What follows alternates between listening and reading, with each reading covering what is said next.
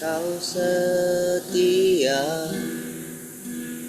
Bapa, Kau mulia. Tenanglah jiwaku dalam bersamamu.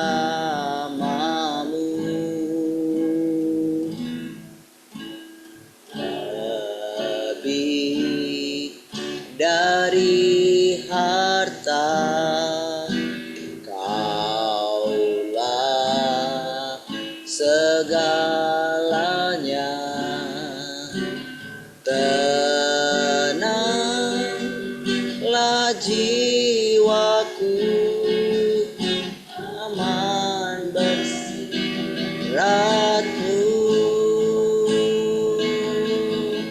Kau tunjukkan kasih setiamu, Kau menyediakan yang ku perlu. Kau setia, Kau mulia, dulu, sekarang, dan selamanya. Kau tunjukkan kasih setiamu, Kau menyediakan yang ku perlu. Kau setia, Kau mulia, Bapa, Kau setia.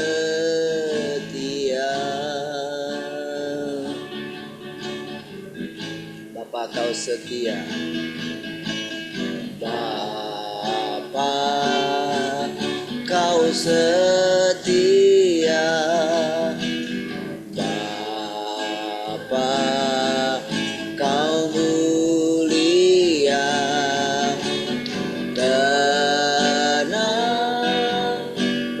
jiwaku, aman bersamamu.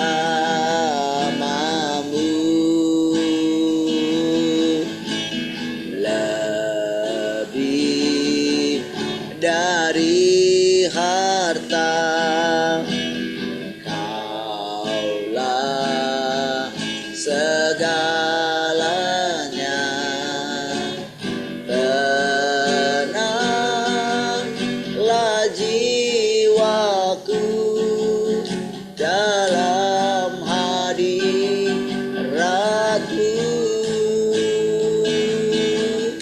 Kau tunjukkan kasih setiamu,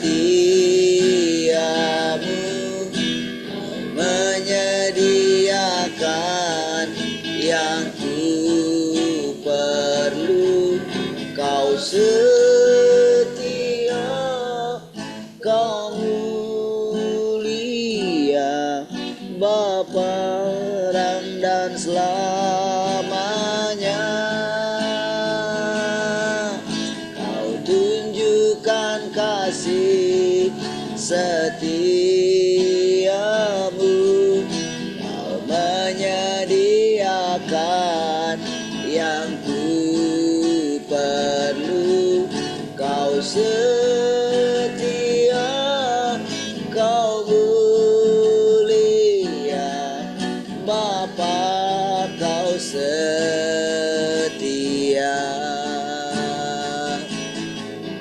Kau tunjukkan kasih setiamu, Kau menyediakan yang ku perlu. Kau setia, Kau mulia, dulu, sekarang, dan selamanya. Kau tunjukkan kasih setiamu, Kau menyediakan yang ku perlu. Kau setia, Kau mulia, Bapa Kau setia, Kau setia, Kau setia, Kau mulia, Bapa Kau setia, Kau setia, Kau setia, Kau mulia, Kau setia, Kau mulia, Bapa Kau setia.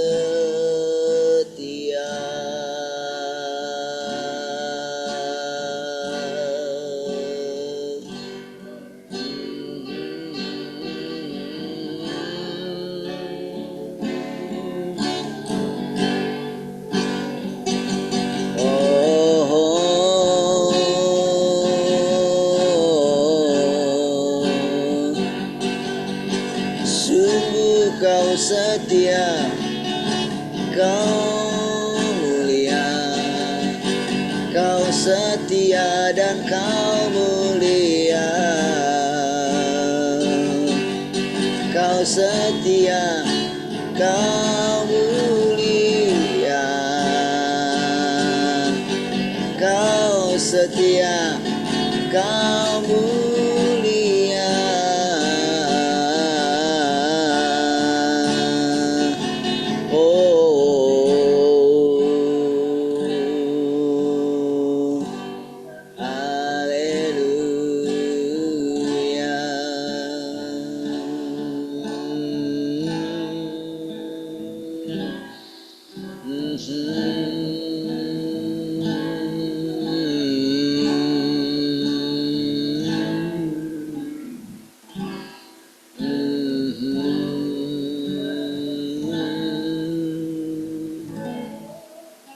Di hati ini lah rumahmu, di hati inilah baitmu, dimanapun ku kan berada,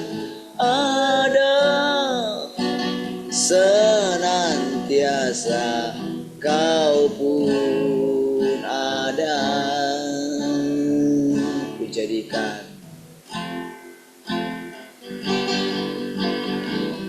jadikan hati ini untuk kediamanmu.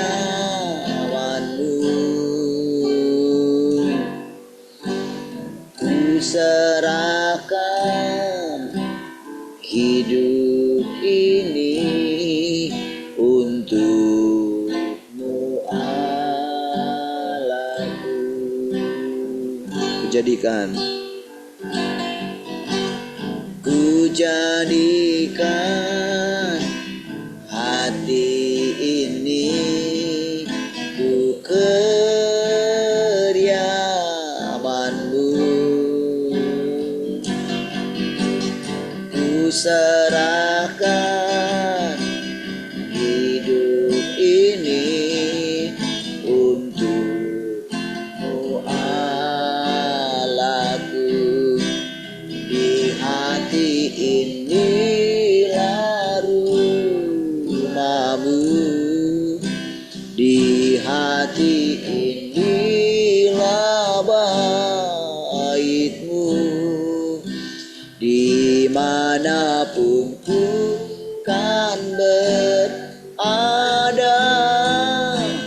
senantiasa Kau pun.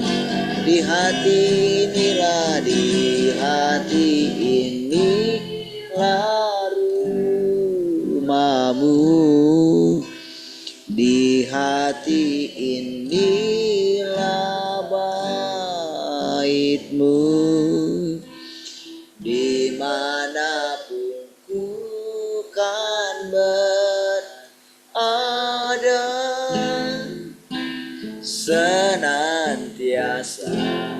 Kau pun ada, senantiasa Kau pun ada, senantiasa Kau pun ada.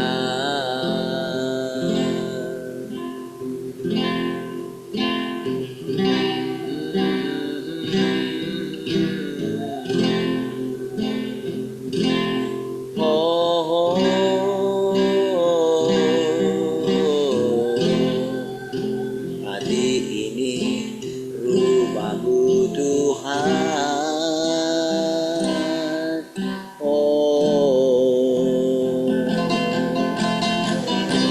Haleluya, terpujilah Engkau selamanya.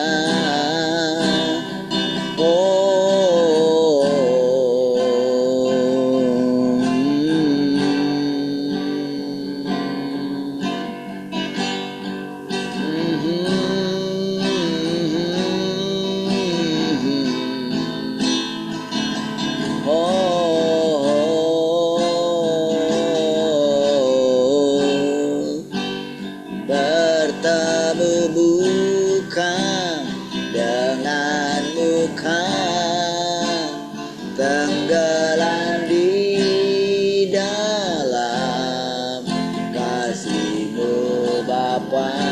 Oh Tuhanku, rindukan selalu diam dalam bait-Mu. Bapakku rindu, Bapakku rindu menyenangkan-Mu. Ajarku lebih dalam mengenal-Mu. Bapakku minta, layakkan aku, bawaku untuk menyembah-Mu di balik tirai suci.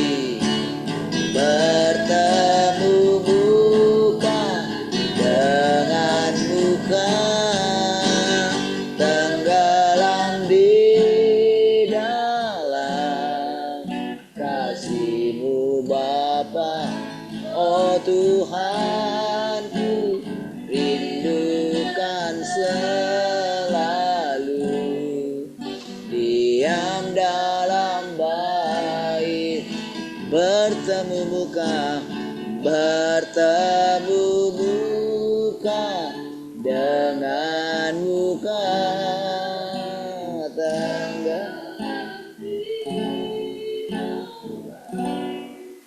kasih-Mu Bapa. Oh Tuhanku, rindukan selalu diam dalam bait-Mu, diam dalam bait-Mu.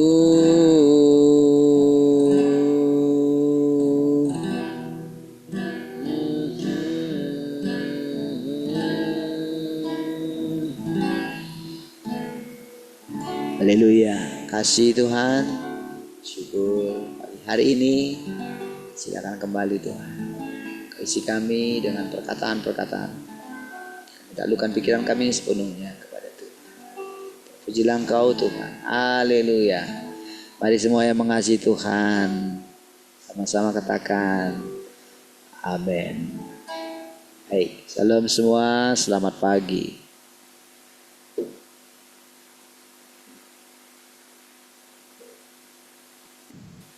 Shalom, selamat pagi semuanya. Shalom, selamat pagi semua. Shalom, warahmatullahi wabarakatuh.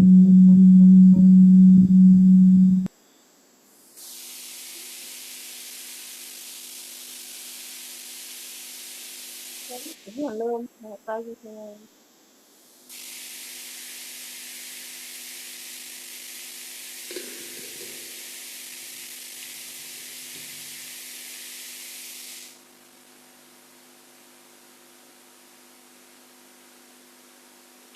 Baik, selamat pagi keluarga Kevira. Selamat pagi yang di radio. Ada radio nggak? Ada yang di radio? Nggak ada? Hah?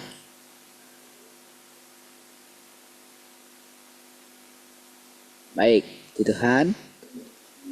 Ada yang mau sharing pagi ini?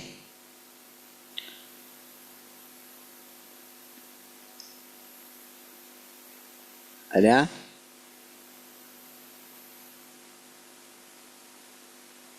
Ada?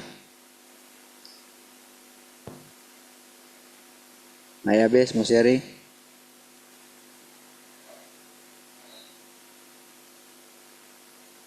Atau Pak Yabes?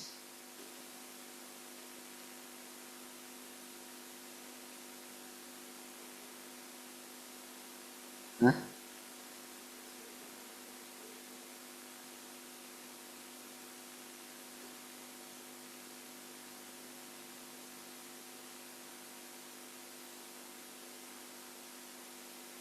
Oke, baik.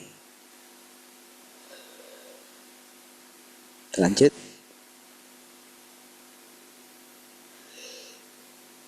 Hah? Gak boleh masuk. Surat-surat itu ditulis kepada semua orang yang merupakan saudara-saudari dalam Tuhan, sehingga saudara-saudari di jemaat-jemaat pada waktu itu akan mengikuti nasihatnya dan mematuhi jalan pertobatan Tuhan Yesus. Ya. Paulus sama sekali tidak mengatakan bahwa baik jemaat-jemaat pada masa itu maupun masa yang akan datang semuanya harus makan dan minum hal-hal yang dia tuliskan gitu. Nggak ada itu. Jadi harus ingat asal usul Alkitab gitu loh. Itu maksudnya ya dengan penjelasan ini ya.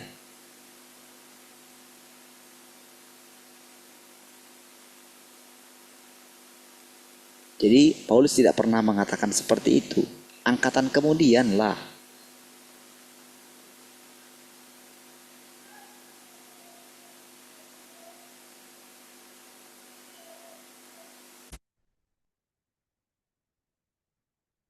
Ya, yang membuat seperti itu, saudara. Jadi Paulus sama sekali tidak mengatakan bahwa baik jemaat-jemaat pada masa itu maupun masa yang akan datang, semuanya harus makan dan minum hal-hal yang dia tuliskan. Ia juga tidak mengatakan semua perkataannya berasal dari Tuhan, gitu. Itu adalah hal yang baik. Gitu. Dia mengatakan ini hal-hal yang baik menurut dia, gitu. Biasalah, kamu harus saling menasehati katanya kan. Ya, dia mengatakan apa yang dia tuliskan, dia menasihati mereka gitu. Gak baik begitu, ya. Jadi dia tidak mengatakan semua yang dikatakan dia berasal dari Tuhan, seperti yang saya katakan kemarin ya. Sesuai dengan keadaan jemaat pada masa itu, ia hanya berbicara kepada saudara dan saudari dan menasihati mereka dan menginspirasi kepercayaan dalam diri mereka. Dan ia hanya berkhotbah atau mengingatkan orang-orang dan menasihati mereka. Kata-katanya didasarkan pada bebannya sendiri dan ia mendukung orang melalui perkataan ini. Ya. Ia melakukan pekerjaan seorang rasul bagi jemaat pada masa itu. Ia adalah seorang pekerja yang dipakai oleh Tuhan Yesus. Dan karenanya ia harus memenuhi tanggung jawab bagi jemaat-jemaat dan harus menjalankan pekerjaan bagi jemaat. Ia harus mengetahui tentang keadaan saudara dan saudari. Dan karena ini, ia menulis surat kepada semua saudara-saudari di dalam Tuhan. Semua yang ia katakan yang mendidik kerohanian dan yang positif bagi orang-orang adalah benar. Tetapi tidak merepresentasikan perkataan Roh Kudus. Dan perkataan itu tidak dapat merepresentasikan Tuhan. Tentu Tuhan tidak perlu campur tangan akan hal itu. Tentu itu diterima gitu dalam batas memang menasehati. Seperti kita katakan sebelumnya, ada pekerjaan Tuhan dan ada pekerjaan manusia. Itulah pekerjaan manusia. Pekerjaan Tuhan itu tanpa kita sadari. Ada juga kita sadari gitu. Makanya dia mengatakan, ini Tuhan, bukan saya. Dia ketika mengatakan satu hal gitu ya. Ya, jadi kita dengan ini saudara kita bisa membedakan apa-apa saja unsur di dalam Alkitab itu. Sehingga kita bisa mulai menerima karena kita itu ada di zaman kerajaan, maka zaman kerajaan itu kan langsung Tuhan itu yang akan mengajar kita gitu. Ya, tentu kan saudara secara perlahan-lahan eh, kita itu kan dituntun kan sampai kita mulai menyadari, oh ternyata selama ini diam-diam ternyata Tuhan sudah menampakkan diri di antara kami. Gitu. Lalu kita mulai melihat apa saja yang sudah terjadi ketika Tuhan itu menampakkan diri di antara kita. Nah, itu perlu kita sadari. Makanya sering saudara mendengarkan kesaksian saya gitu. Tujuannya apa? Gitu. Tujuannya saya sedang ceritakan tentang apa saja yang saya alami. Untuk meyakinkan kita semua bahwa ternyata ada Tuhan di antara kita yang membimbing kita, yang memelihara kita, yang menasehati kita. Gitu. Dan lama-kelamaan, benar saudara, setiap kita itu akan memandang Tuhan. Bukan lagi apa kata saya, tapi apa kata pengalaman saudara. Dan sama saudara, seperti saya mulai mengerti apa kenapa Alkitab itu terbentuk, kenapa dikatakan Alkitab itu menjadi penghalang. Kan jadi makin clear kan? Kan tidak sedang mengatakan bahwa kita itu tidak boleh baca Alkitab kan. Justru disarankan kamu itu harus lebih paham Alkitab. Itulah maksudnya. Hati-hati ya. Itu sebabnya ketika kita berbicara dengan orang gitu, ketika mereka mentok dan bingung dengan ayat-ayat dalam Alkitab, disitulah firman Tuhan menengahinya, gitu, mengatasinya, menjelaskannya, gitu loh. Sama kan ketika Tuhan Yesus ketika dia melakukan sesuatu di hari Sabat, gitu kan? Ketika dia itu makan di rumah orang pemungut cukai kan? Ketika dia itu diurapi oleh perempuan yang berdosa kan? Kan di situ kan jelas-jelas sekali saudara.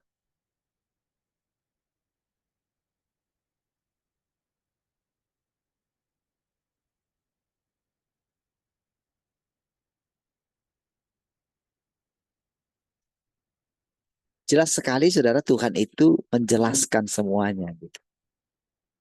Harusnya kan apa orang kan sangat bisik-bisik gitu. Kalau dia ini orang kudus, pastilah dia ini tahu siapa dia. Gitu. Tapi kan Tuhan bisa menjelaskan kan.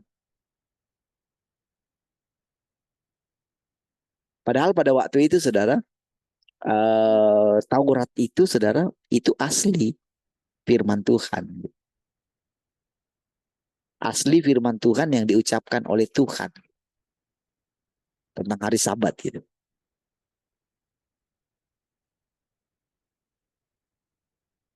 Mereka harus memelihara hari Sabat gitu. Tapi cara penerapannya tidak dijelaskan secara detail di dalam Taurat itu. Gitu ya. Nah, jadi Tuhan Yesus menjelaskannya gitu. Dengan satu perumpamaan logika dalam hidup. Gitu ya. Nah, semua yang ia katakan yang mendidik kerohanian dan yang positif bagi orang-orang adalah benar. Tetapi tidak merepresentasikan perkataan Roh Kudus. Dan perkataan itu tidak dapat merepresentasikan Tuhan. Adalah pemahaman yang sangat mengerikan dan penghujatan yang sangat besar jika orang memperlakukan catatan pengalaman seorang manusia dan surat-surat seorang rasul sebagai kata-kata yang diucapkan oleh Roh Kudus kepada jemaat-jemaat. Itu sebetulnya boleh dikatakan menghujat sebetulnya. Bahkan diucapkan oleh seorang manusia, lalu mengatakan itu perkataan yang diucapkan oleh Roh Kudus. Nanti Tuhan sendiri yang harusnya yang akan menjelaskan apakah perkataan yang kita ucapkan itu adalah perkataan Tuhan atau perkataan atau gagasan kita. Itu saudara. Itulah gunanya firman Tuhan ini saudara. Supaya satu gitu. Supaya hakikatnya satu. Ketika kita mulai diambang di mana ketika kita keluar dari satu apa ya, dari satu yang selama ini ngajar kita gitu. Ketika saya mulai mencari-cari dulu ketika keluar dari gereja itu, what next? Kalau sama saja dengan mereka, ngapain saya keluar? Ya kan? Kalau tidak ada sesuatu yang baru, ngapain kita keluar? Gitu. Kadang-kadang kalau kita bandingkan mereka teman-teman kita yang lain, kalau sama saja dengan yang lama ya kita anjurkan saja balik aja gitu. Lebih baik malahan gitu kan. Ada yang menasihati, ada yang ini gitu ya sehingga ya menghindari hal-hal yang tidak diinginkan gitu kan. Nah, tapi kita bertemu dengan pengajaran guru kita, lalu setelah kita juga keluar dari situ, kita coba gitu kan, kita ini gitu.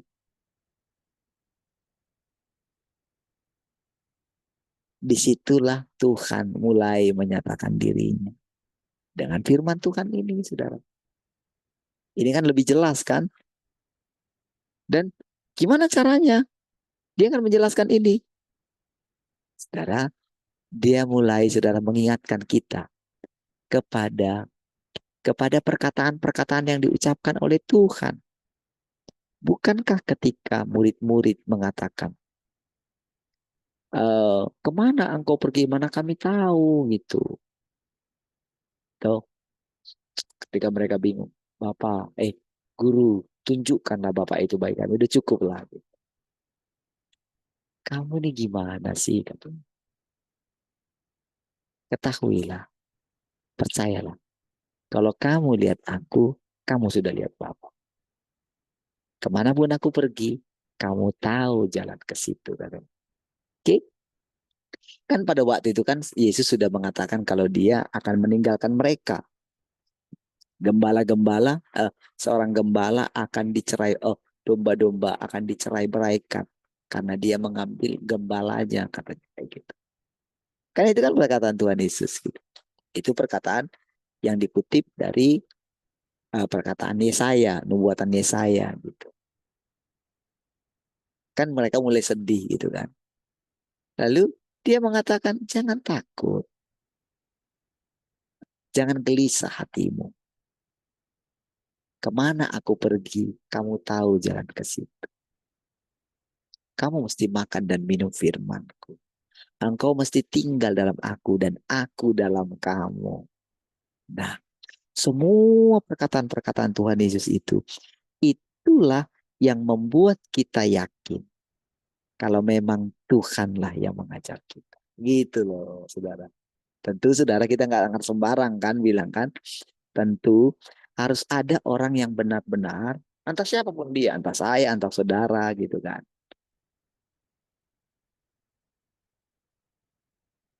Entah siapapun dia, nggak ada masalah di situ.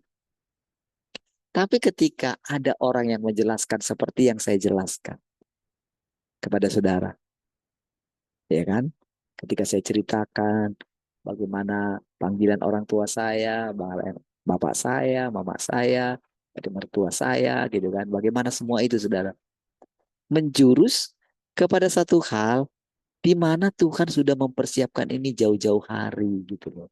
Sebelum kita berjumpa dengan firman ini, gitu ya. Ada kronologisnya, saudara mesti memperhatikan. Jadi ketika saya menerangkan Alkitab ini, menerangkan tentang Alkitab seperti yang ditulis firman Tuhan ini, saudara bisa melihat penjelasannya itu seperti yang dijelaskan oleh Tuhan yang Maha Kuasa ini, saudara. Cara pelan. Kan banyak juga, saudara, kan dia tidak tahu kondisi kita di sini.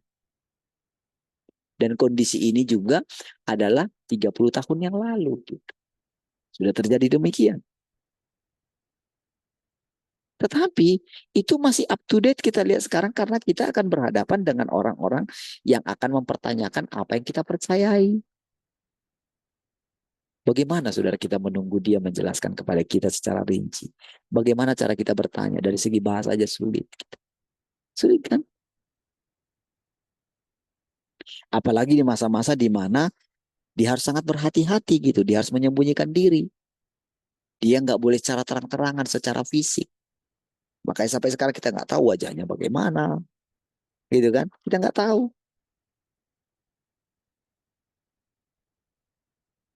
Bahkan mereka itu harus benar-benar merahasiakan siapa orang ini gitu. Supaya terus bisa.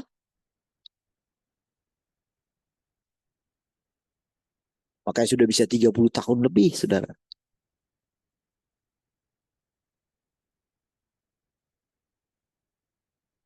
Sudah ada 33 tahunan, saudara.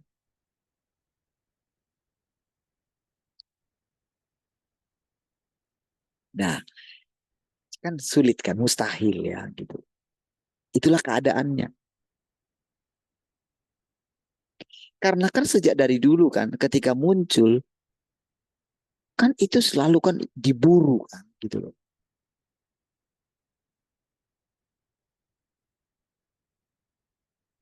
Bukan hanya pemerintah yang memburu. Ahli-ahli Taurat memburu kan. Pemimpin-pemimpin gereja kan memburu. Dengan mengatakan sesat dan segala macam. Wah, sulit ya.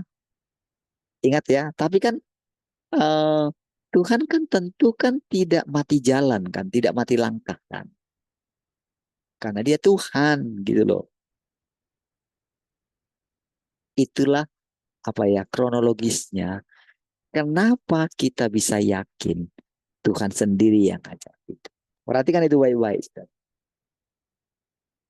Entah siapapun orangnya, entah saya, entah saudara yang menerangkan ini.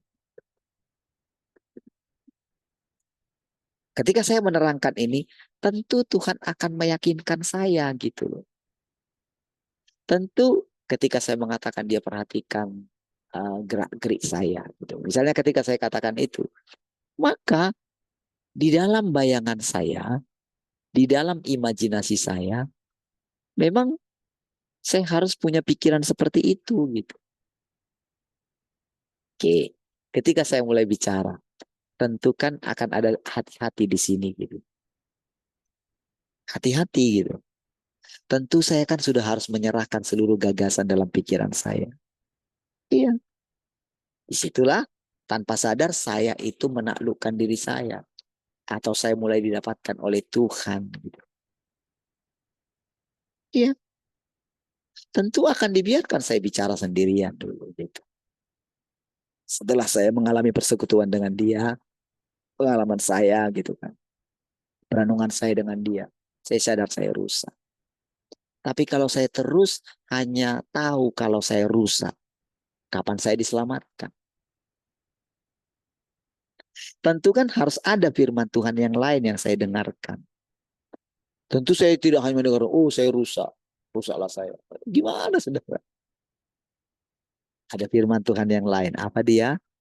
Jangan takut. Akulah perisaimu.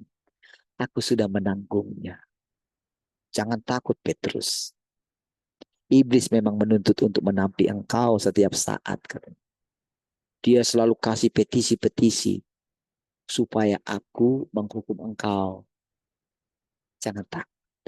Aku sudah berdoa untuk engkau. Nah, itu dia saudara. Perkataan-perkataan itu diingat oleh Petrus selama hidupnya, saudara. Apalagi ketika Tuhan Yesus mengatakan, apakah engkau mengasihi aku lebih daripada yang lain? Gitu. Apakah engkau mengasihi aku? Sampai 3 kali lagi, saudara. Nah, hal itulah yang membuat dia di dalam kesendiriannya ketika dia harus mulai mengakhiri masa hidupnya. Ketika dia mulai menantikan kedatangan Tuhan menjemput dia. Ya kan?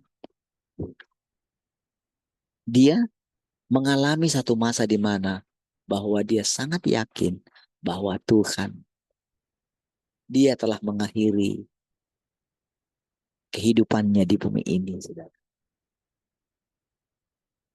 Jadi dia tahu semua kronologisnya gitu.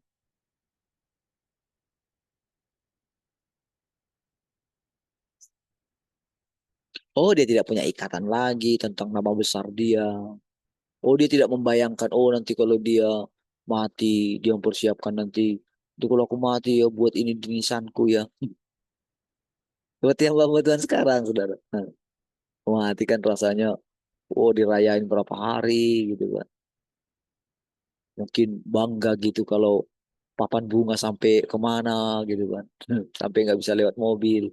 Saking banyaknya orang yang mengagumi imannya gitu kan.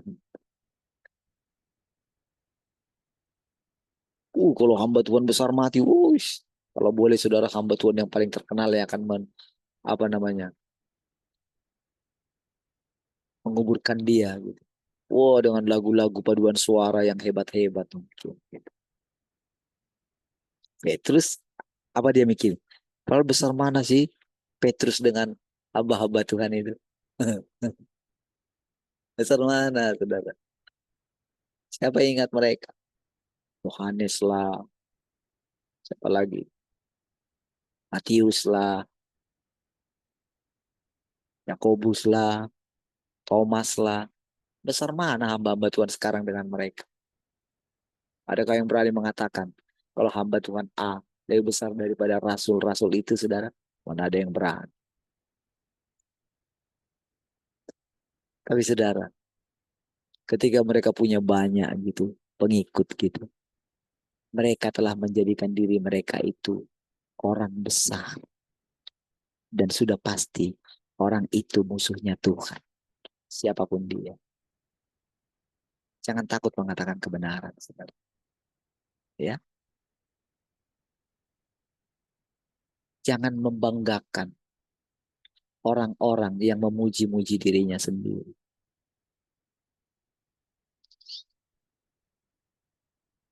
Ini kebenaran. Tuhan Yesus tidak seperti itu. Lihatlah bagaimana Yesus mati. Di antara orang berdosa. Dia dikategorikan sebagai pembunuh, saudara. Iya kan? Dia dikategorikan sebagai orang yang paling melakukan dosa yang sangat besar. Itulah salib, saudara. Iya. Itulah Tuhan yang kita sembah, yang kita puja-puja selama ini. Lalu kalau kita menginginkan kematian yang indah atau segala macam hal-hal yang lain, samakah kita? Kira-kira malukah? Malu nggak kita mengatakan kalau kita percaya Tuhan Yesus? Malu harusnya. Harusnya kan gitu kan.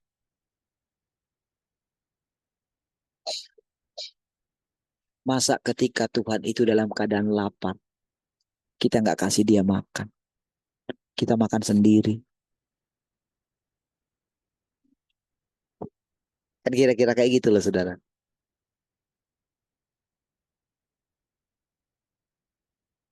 Jadi ingat sekali lagi ya. Kita mesti ingat, kita mesti tahu. Apakah benar nggak sih Tuhan sudah mulai, kita ini sudah berubah dalam watak kita. Dan apa yang membuat itu berubah? Bukankah Tuhan? Bukankah firman Tuhan yang kita dengar? Apa yang membuat kita bisa mengerti sampai dengan hari ini? Siapa yang bisa ngajarin kita? Iya kan? Kalau saya berani mengajar saudara, bukankah Tuhan yang memberikan keberanian itu? Kalau saya tidak punya, kalau saya tidak mengerti sedikit, kalau saya tidak yakin, mungkinkah saya akan berani mengajar saudara? Akan berani. Tapi apa yang membuat saya yakin? Ada kronologisnya di dalam diri saya. Tuhan ingatkan perjalanan saya semua itu, saudara. Itu yang membuat saya sering ceritakan kepada saudara. Supaya saudara juga akan mengerti dan mengikuti jalan itu. Ketika saya mengatakan pelajaran tentang Nuh kepada saudara. Bisakah saudara membayangkan 500 tahun? 600 tahun gitu. Ya kan? Kan perkataan yang sederhana itu, saudara. Yang ditulis satu kalimat di dalam Alkitab. Dia bergaul karib dengan Tuhan, katanya. Coba. Di tengah-tengah angkatan yang sudah rusak sekali. Di tengah-tengah ketika dia mendengarkan bahwa Tuhan akan memusnahkan seluruh bumi. Kenapa dia tidak bantah? Kenapa dia tidak seperti Musa yang membantah? Padahal pada waktu itu Tuhan hanya ingin membunuh orang Israel saja. Dan bukan semua. Seluruh keturunan Musa nantinya gitu akan diselamatkan. Iya kan? Orang-orang Lewi pada khusus. Tapi kenapa Musa membantah? Padahal kepada Nuh tadi, saudara, dia mau membunuh, mau menghancurkan seluruh umat manusia. Bayangin. Tapi yang jadi pertanyaannya, kenapa Nuh bisa taat? Sulit, saudara. Kan tentu dia punya gagasan. Kalau nanti dihancurkan semua, gimana dong nanti? Beneran gitu. Apakah dia tidak akan membayangkan akan semua, akan kehilangan semua orang-orang itu?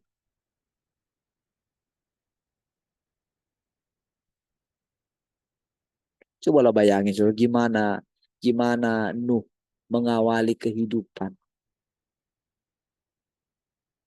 ketika dia bersama dengan keluarganya saja yang hidup di muka bumi ini. Gimana coba?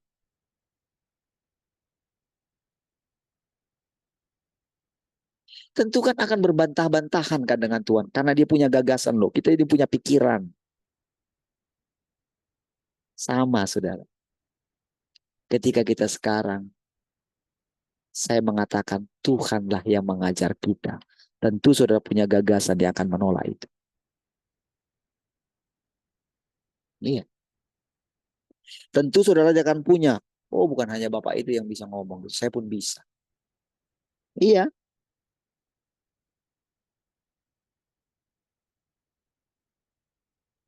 Tentu saudara akan merasa, oh, saya nggak perlu mendengarkan persekutuan itu. Bisa. Itu kebebasan hak saudara. Itu yang dilakukan teman-teman. Karena ia merasa saya sama dengan mereka. Mereka tidak bisa melihat perbedaan bagaimana Tuhan memanggil saya dengan memanggil mereka. Mungkin ada yang lebih rohani dari saya. Mungkin yang punya karunia lebih dari saya. Silakan.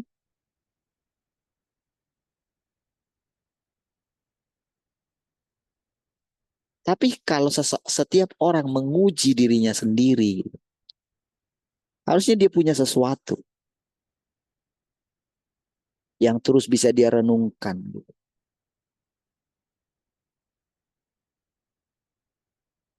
Gitu ya. Supaya kita melihat bagaimana caranya Tuhan itu. Ini saudara, bukan masalah siapa. Gak ada gunanya. Kita mesti menyangkali diri kita ini. Gitu. Ketika saya menceritakan itu, gak ada sedikit pun gunanya untuk memuji saya. Tidak.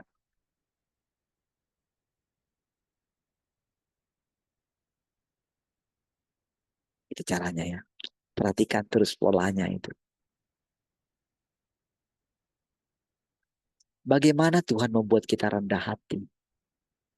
Proses apa yang kita alami sampai membuat kita benar-benar kita boleh menyadari bagaimana caranya kita boleh mengenali gagasan itu gagasan kita atau gagasan Tuhan. Di sini kita diajarin, saudara.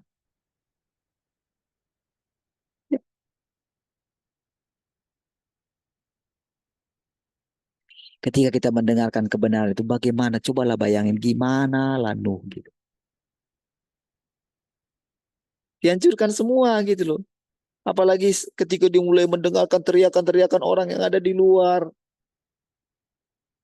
Tentu sudah ditutup saudara kan bahtera itu kan harus ditutup gitu rapat-rapat gitu. Sampai Tuhan menutup dari luar kan. Sehingga nggak ada orang yang bisa masuk gitu kan.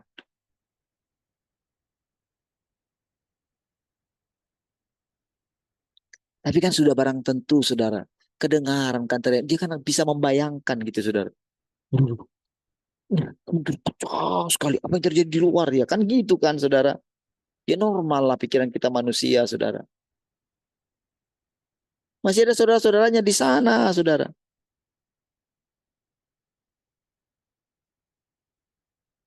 Mungkin masih ada entah ponakan dia entah siapa kan masih ada kan.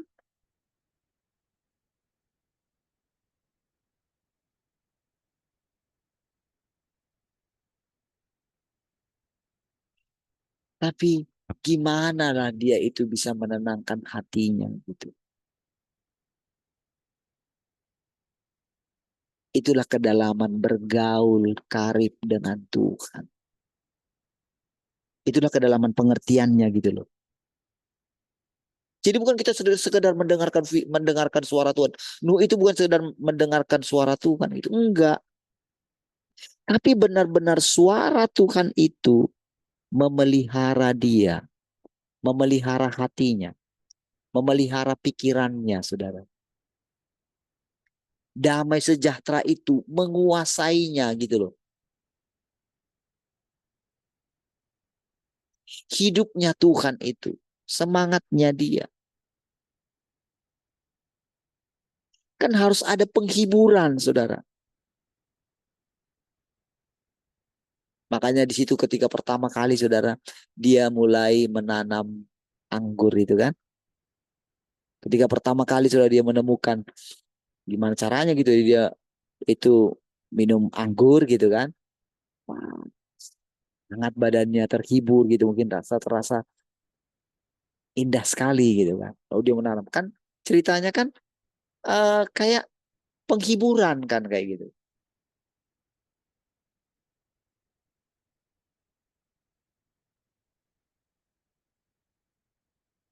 Sampai-sampai dia bisa melupakan semua kenangan di masa lampau. Kenangan-kenangan bersama dengan manusia. Jika mulai jalan gitu kan. Wih, dulu di sini loh, dulu di sini ada warung, di sini ada, kira-kira kan kayak gitu kan. Coba saudara, kalau saudara mengingat orang-orang gitu kan, misalnya kita ingatlah misalnya teman-teman kita yang sudah nggak ada gitu kan. Cobalah ketika kita lihat orang naik motor, eh apa itu, Mio putih gitu kan. Ketika kita lihat orang yang keriting gitu kan, kita ingat seseorang, teman kita yang seperti itu dulu. Kan ada kan? Kita lihat satu komplek, kita lihat, oh dulu di rumah orang itu di sini. Entah siapapun dia gitu loh. Itu kan ingat kan?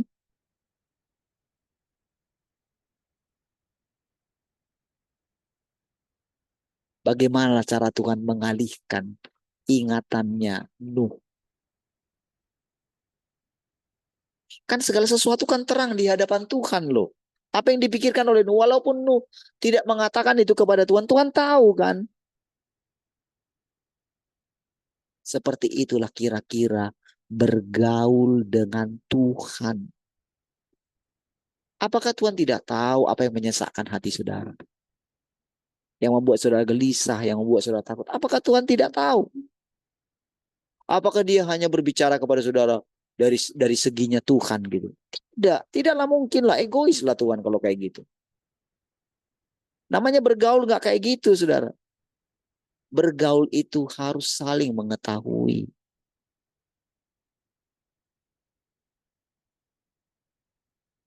Apakah misalnya ketika dikatakan jangan kamu khawatir, apakah dia tidak tahu bahwa manusia itu gampang khawatir? Dia tahu.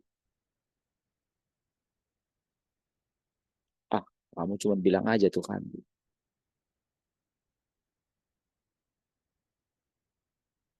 Ketika saya katakan, ketika saya nggak bisa bayar gitu. Sudahlah Tuhan, ngapain susah-susah gitu. Aku nggak komplain kok sama kamu Tuhan gitu. Aku ini orang rajin gitu. Biarkanlah aku kerja gitu. Cukup kasih aja kesehatan lah gitu. Supaya aku nggak terlalu pusing lah masalah penghidupan ini gitu. Biarkan aja aku kerja gitu. Kenapa jawaban Tuhan? Kan dijawab saya.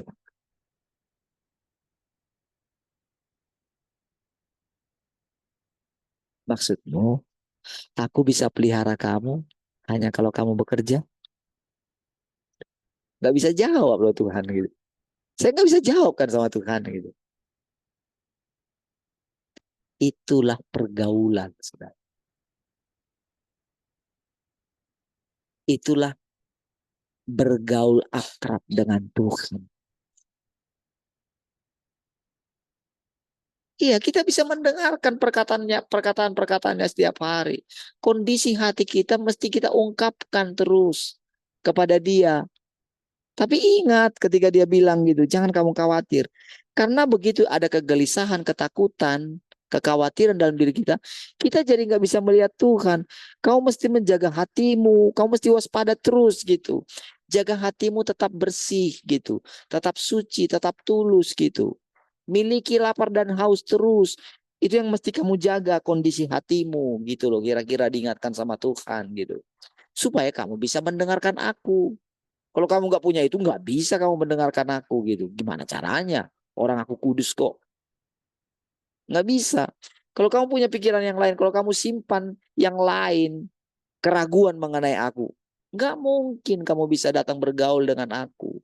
Kamu mesti percaya kalau engkau itu ciptaanku, ciptaan kesayanganku.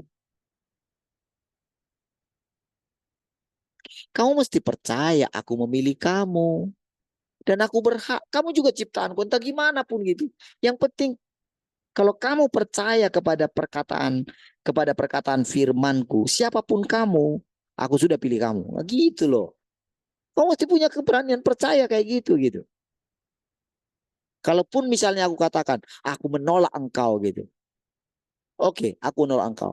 Tapi ketika engkau mengingat aku penciptamu, ketika engkau datang kepadaku, mungkinkah aku menolak kamu? Sekalipun dikatakan aku menolak engkau.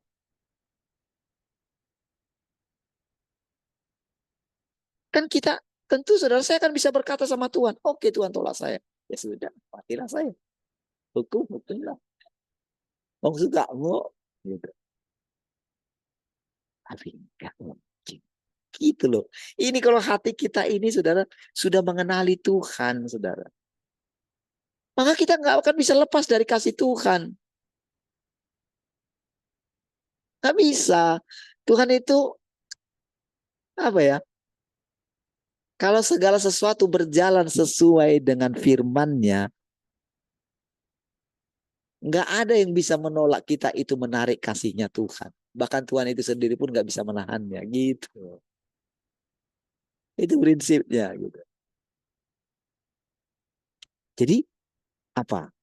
Apa hasil daripada kita mendengarkan kebenaran itu? Semakin mengasihi Tuhankah kita? Semakin menyadarikah kalau Tuhan ada di sini kah? Itu yang saudara mesti perhatikan baik-baik. Iya, perhatikan baik-baik. Gitu. Habiskan waktu saudara untuk itu. Dan perhatikan secara perlahan segala hal yang mungkin masalah besar bagi saudara. Tiba-tiba itu bukan jadi masalah lagi. Saya berani katakan itu kepada saudara. Seperti itulah saya mengenali Tuhan. Seperti itulah saya mengikuti Tuhan setiap hari. Kalau saudara bisa mendengarkan persekutuan-persekutuan yang baru setiap hari. Seperti itulah kronologisnya. Seperti itulah saya yakin menerangkan tentang Alkitab ini kepada saudara. Walaupun belum lama saya baca. Walaupun langsung kita persekutukan sekarang. Itulah sebabnya saya yakin mengatakan kepada saudara. Tuhan sendirilah yang mengajar kita. Oke? Tentu saudara. Mungkin awalnya kedengarannya lancang saudara. Mana Tuhan itu? Bukankah kami ini selama ini mendengarkan seorang manusia? Pada kenyataannya demikian. Tapi kenapa kamu katakan Tuhan yang menjelaskan kepada kamu? Bukankah engkau sedang mengatakan kalau kamu itu Tuhan? Tentu saudara, hujatan itu saya dengarkan. Saya bisa tahu. Wajar dong orang akan punya pikiran itu seperti itu terhadap saya. Wajar. Tetapi bagaimana Tuhan mengatasi hal ini? Itulah yang saya alami secara pribadi. Bagaimana Tuhan mengingatkan, jangan takut. Nah, gitu loh saudara. Lihat ya kronologisnya ya. Kalau ada yang saudara dengarkan orang seperti itu bicara kepada saudara, maka pasti suatu saat saudara pun akan menjadi seperti orang itu. Bahkan lebih daripada orang itu. Iya. Makanya saudara guru kita bilang, ketika dia punya 12 buku, bahkan sebetulnya sudah 13 gitu. Dia mengatakan, kamu pun akan punya. Dia bernubuat kira-kira kayak gitu. Kamu pun akan buku. Ini hanya buku panduan awal. Kamu pun akan punya buku pemuritan sendiri. Gitu. Pikiran dia, oh kamu harus nanti buat kayak gini ya. Dalam pikiran dia kayak gitu. Kamu harus buat ayat-ayat. Gitu. Kayak dia bukunya gitu kan. Ternyata kita tidak seperti itu.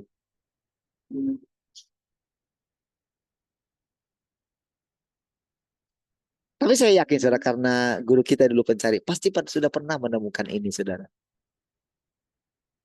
Pasti. Saya yakin.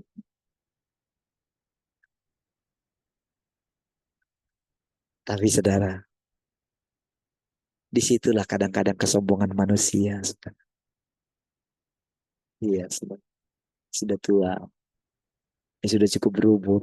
Ada banyak hal terlalu tinggi saudara pengetahuan dia. Sehingga tidak bisa menerima kebenaran yang baru. Itulah saudara, masalahnya di situ. Ya, tapi di satu sisi saudara, dia tidak disiapkan untuk itu. Itulah saudara. Biarlah dia bersuka cita ketika dia melihat anaknya menemukan ini.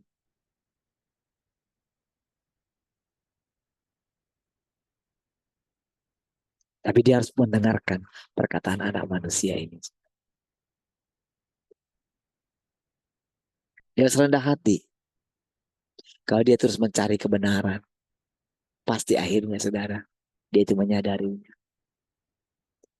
Tanpa sadar saudara, disitulah ada ratap dan kertak gigi saudara. Kenapa dulu aku menghabiskan waktu untuk sesuatu yang sia-sia? Ngapain aku mesti wah terus mendoakan orang gitu. Terus membayangkan pelayanan ini menjadi besar gitu. Dulu kan? Gimana cerita tanah yang 9 hektar itu saudara? Gimana lah ceritanya itu? Mungkinkah anaknya akan membangun itu saudara? Nggak ada kemungkinan. Dia nggak punya visi untuk itu.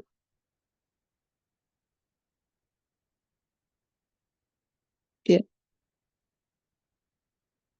Apakah anaknya punya waktu untuk mengurusin itu? Ya jual aja lah.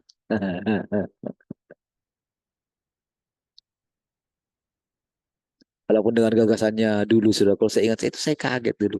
Nanti itu ada di pelajarannya itu. Nanti ketika di kerajaan 1000 tahun akan turun dia nantinya. Jadi dia akan dapat kembali tanah itu. Saya itu nggak masuk akal gitu. Tapi diucapkan juga. Tapi kita mana bisa ngelawan ya.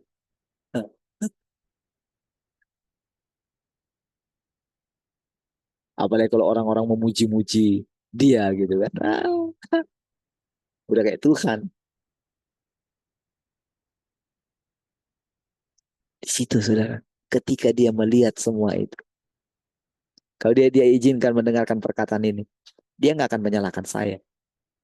Enggak. Enggak.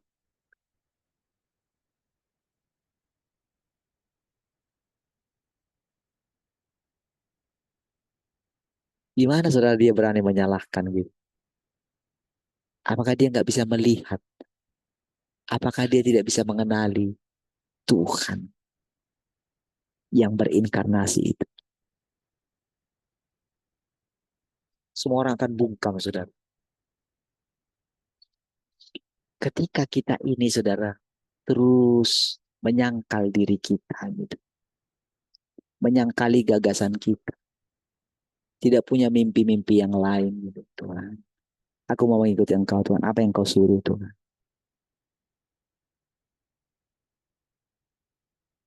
Iya kan?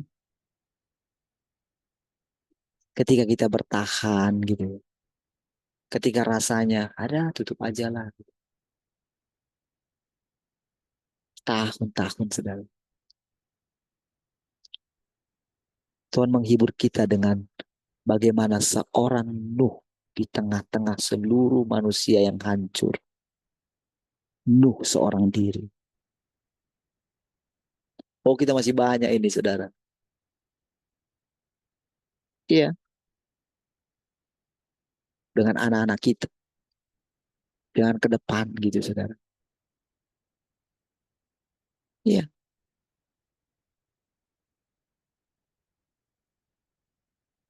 bayangkan, saudara, bagaimana nanti Tuhan membesarkan kerajaan. Saudara, itu sangat menghibur saya, saudara, perkataan itu, saudara. Karena memang iya, saudara. Mana bisa kita lihat Tuhan itu, saudara? Di mana? Apa dia datang secara roh gitu? Kalau dia datang secara roh kepada saya gitu, seperti hamba-hamba Tuhan besar itu gitu kan. Saya bisa melakukan apa misalnya. Kan orang-orang kan akan berbondong-bondong datang untuk mungkin hanya sekedar mungkin taruhlah tanganmu itu di kepala anak saya. Bayangkanlah kalau misalnya tempat ini penuh, dipenuhi semua orang. Tapi tujuannya hanya apa? untuk mendapatkan mujizat. Bisakah pekerjaan Tuhan itu dilaksanakan? Bisa apakah pekerjaan Tuhan, penaklukan Tuhan itu akan dilaksanakan? Tentu gak akan bisa. Orang terus hanya memperlakukan Tuhan itu sebagai budak mereka, bukan Tuhan.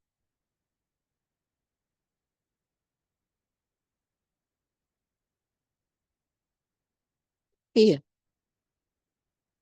kenyataannya begitu, saudara.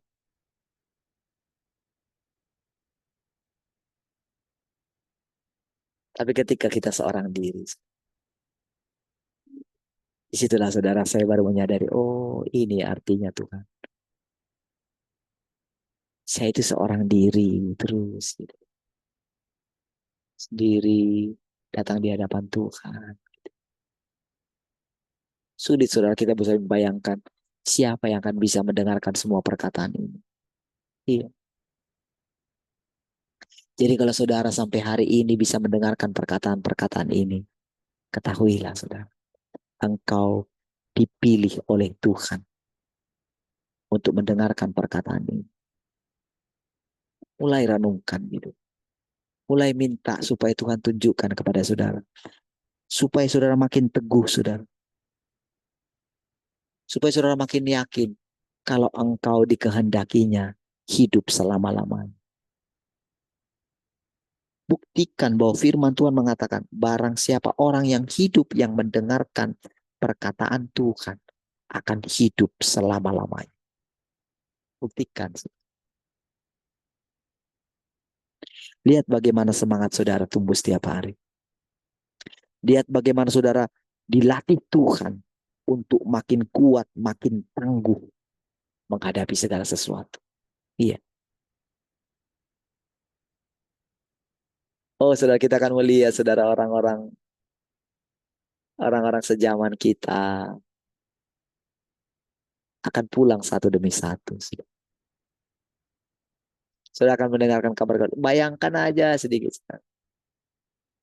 Mungkin di zaman keemasan daripada gembala pembina dan wakil-wakilnya. Saudara, wah, mungkin yang paling kokoh waktu itu mungkin gereja kita itu dulu. Saudara.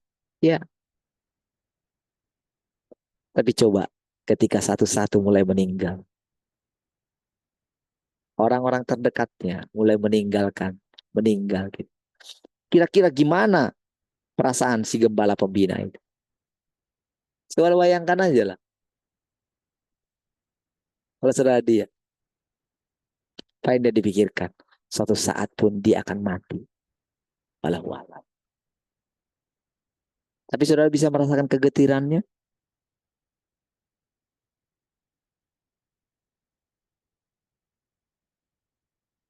Kalau dia tidak menjual segala miliknya, dia nggak akan pernah jumpa sama Tuhan. Kalau dia tidak berani menanggalkan reputasinya, dia nggak akan pernah berjumpa dengan Tuhan itu sendiri. Percayalah. Dia hanya bisa menipu orang dengan penyembahan yang indah mungkin. Dengan suara yang indah mungkin.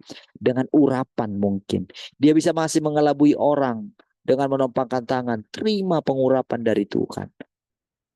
Tapi lubuk hatinya yang paling dalam penuh dengan segala kekosongan. Iya saudara. Itu kebenaran. Karena Tuhan Yesus tidak seperti itu saudara. Tuhan Yesus tidak terus membuat dirinya itu dipuja-puja oleh pengikut-pengikutnya. Tidak. Dia tidak menjadi raja. Dia tidak menjadi raja bagi orang yang menjilat dia. Orang-orang yang mengikuti dia benar-benar mengikuti dia. Benar-benar mengenal dia, dan itu yang diharapkan oleh Tuhan Yesus. Makanya ketika dia sendirian, ketika murid-muridnya tidak bisa ikut berdoa, saudara, dia harus menjaga ketenangan hatinya. Maka ketika di masa dia menampakkan diri selama 40 hari yang dikatakan oleh Alkitab itu, saudara, dia menunggu pekerjaan Roh Kudus di dalam diri murid-muridmu.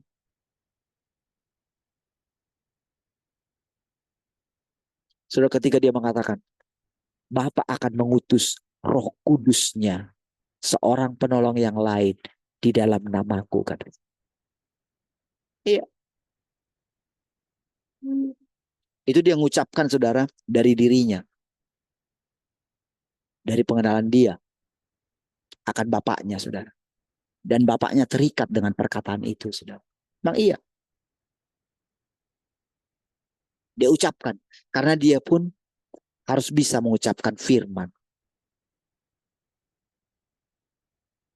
Tetapi saudara, kesetiaannya selama dia hidup, ketaatannya kepada Bapaknya, itu yang membuat dia berani berfirman. Dan firmannya tidak melanggar firman Bapaknya. Karena dia mengenali watak Bapaknya. Iya. Ya, di satu sisi, saudara. Ya, dia adalah Allah itu sendiri. Tapi bagaimana dia bisa menjalani hidup sebagai Allah, itu sesuatu yang lain, saudara. Makanya ada istilahnya, kalau boleh Bapak lalukan cawan ini. Tapi jangan kehendakku. Iya, itu satu sinkronisasi, satu apa ya? Apa namanya itu ya? Satu gabungan, saudara. Pribadi Bapa dan Anak itu, saudara. Waduh. Sulit menjelaskan secara kata-kata manusia. Tapi jelas-jelas kita boleh melihat bagaimana diri kita ada di sana. Di dalam diri Yesus itu. Maka ini katakan, sekalipun dia anak, tapi dia telah belajar menjadi taat. Iya, itu yang bisa kita lihat gitu loh. Jadi jangan iri dengan orang yang diberkati dengan jangan iri.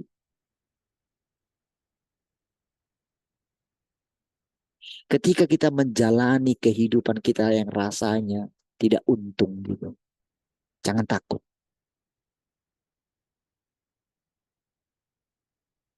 Segala sesuatu itu ada waktunya.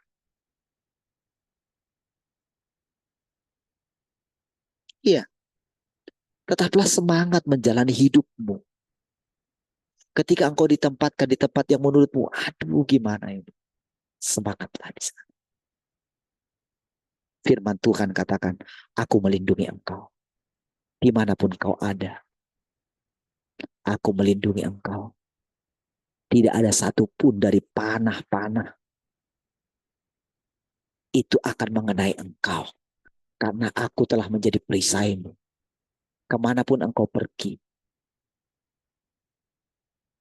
Tapi ingat, engkau mesti duduk di kakiku. Iya, saudara. Makanya saudara, setiap hari kalau saudara mulai mengikuti firman Tuhan ini, makin hari itu rasanya itu makin meningkat kan.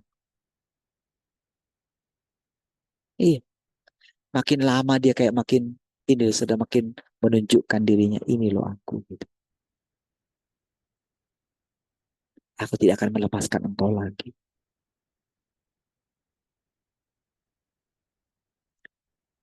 Jam berapa?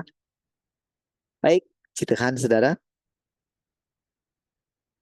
Sudah jam 6. Mari kita berdoa. Terima kasih Tuhan. Kami bersyukur untuk persekutuan ini. Segala kemuliaan bagimu Tuhan. Biarlah kiranya sepanjang hari ini kami memuliakan Tuhan.